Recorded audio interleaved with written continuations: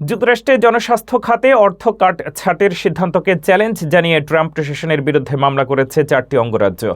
California, Colorado, Illinois ও Minnesota এই Democrat নিয়ন্ত্রিত রাজ্যগুলো federal আদালতে অভিযোগ দায়ের করে বলেছে, প্রায় $600 মিলিয়ন জনস্বাস্থ্য তহবিল বাতিলের সিদ্ধান্ত বেআইনি, অযৌক্তিক এবং রাজনৈতিক উদ্দেশ্যপ্রণোদিত।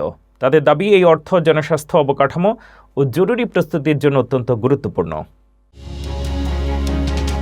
যুক্তরাষ্ট্রে জনস্বাস্থ্য খাতে অর্থ কাটছাঁটের সিদ্ধান্তকে চ্যালেঞ্জ করে ট্রাম্প প্রশাসনের বিরুদ্ধে মামলা করেছে 4টি অঙ্গরাজ্য, ক্যালিফোর্নিয়া, কলোরাডো, ইলিনয় এবং মিনেসোটা। এই 4 ডেমোক্র্যাট নিয়ন্ত্রিত রাজ্য ফেডারেল আদালতে অভিযোগ দায়ের করে বলেছে, প্রায় $600 মিলিয়ন জনস্বাস্থ্য তহবিল বাতিলের সিদ্ধান্ত বেআইনি ও রাজনৈতিক উদ্দেশ্যপ্রণোদিত।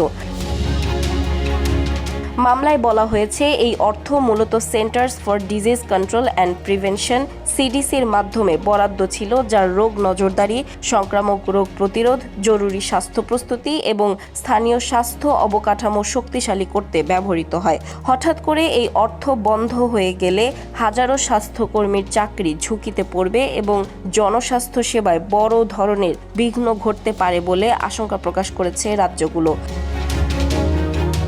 অভিযোগে আরও বলা হয়, প্রশাসন রাজনৈতিক মতবিরোধ, বিশেষ করে অভিবাসন নীতি নিয়ে বিরোধের জেরে এই তহবিল কাটছে, যা প্রশাসনিক প্রক্রিয়া, আইন লঙ্ঘন এবং ক্ষমতার অপব্যবহার।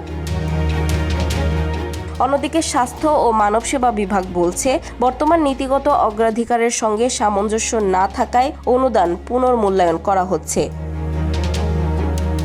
এখন আদালতের সিদ্ধান্তের উপর নির্ভর করছে এই অর্থায়ন বহাল থাকবে নাকি কাটছাঁট কার্যকর হবে।